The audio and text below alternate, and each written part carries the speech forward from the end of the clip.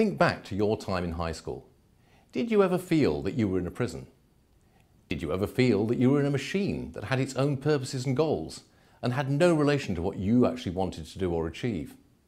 If you did, then you shouldn't be surprised, because this reflects the nature of what the modern school is. The modern school was invented by the Prussians after 1806. Before then, education was delivered in many different ways. What we think of as the school was invented in that particular time and place.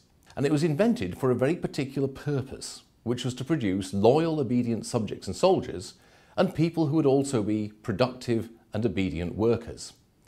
It's this that explains why school is the way it is and has the features that it has.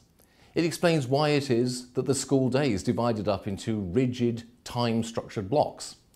It explains why it is that the organisation of the school is hierarchical and highly structured. It explains why it is that people are taught with people of their own age instead of people who are at the same stage of interest or ability as themselves.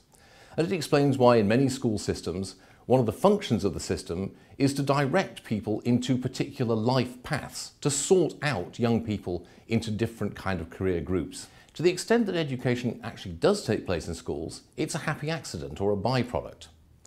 Now, there are many people who work in schools who believe that education in fact is the main point of what they're doing, and who are trying very hard to educate the people in their charge.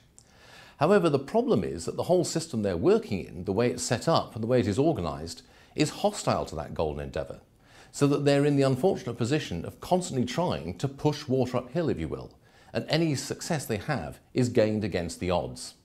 What we need to realise is that education and schooling are not the same thing. In fact, because we think that schooling is the same thing as education, we have a radically impoverished idea of what education is and could be.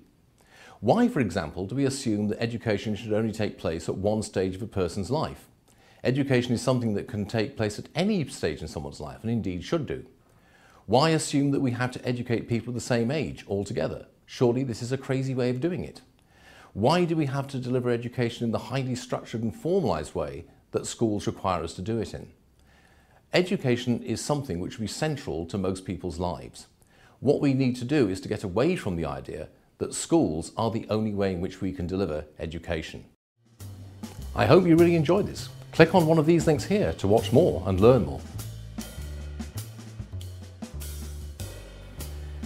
If you want to do more and more than watch videos, then click on these links here to find out about more student opportunities.